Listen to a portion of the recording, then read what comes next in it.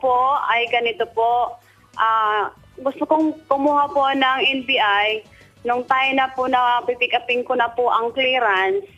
So, hindi po ako nakakuha po kasi po nadawit po ako sa isang kasong hindi ko po ginawa. Yun lang po. Huwag po kayo mag-alala, maliban na lang. Ganito po yun, Nanay Erlinda, ano po. Maliban na lang kung yung kaso nyo ay nasa korte na ngayon. Baka po kasi yung kaso ay nasa piskalya pa lamang. Okay, na-demanda pa lamang. Wala pa po yun sa NBI. Hindi pa po yun magre-reflect, Nanay Erlinda. So, huwag po kayo matakot na kunin po yung inyong clearance. Hindi pa po yun mare-record. Pero kung nasa korte na talaga, Attorney George? Pag nasa korte na yung kaso, maaaring mag-reflect na Magre-reflect yung kaso yun doon sa NBI clearance mo. Kasi parang lumalabas sa statement ni Nanay, hindi niya na makuha yung NBI clearance niya. Tama po ba yun, Ganun Nay? po ba yun, Nanay Erlinda?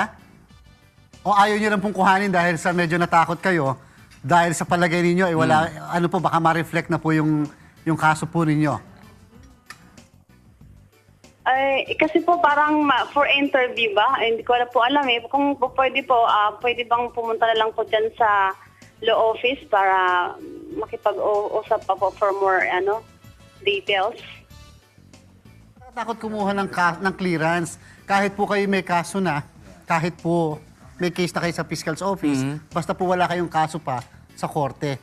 Iba po yung fiscal's office sa korte. So okay lang pong kumuha kayo ng NBI clearance pa rin. At saka, so what? Sa NBI clearance, magre-reflect lang naman yung iyong case dun eh.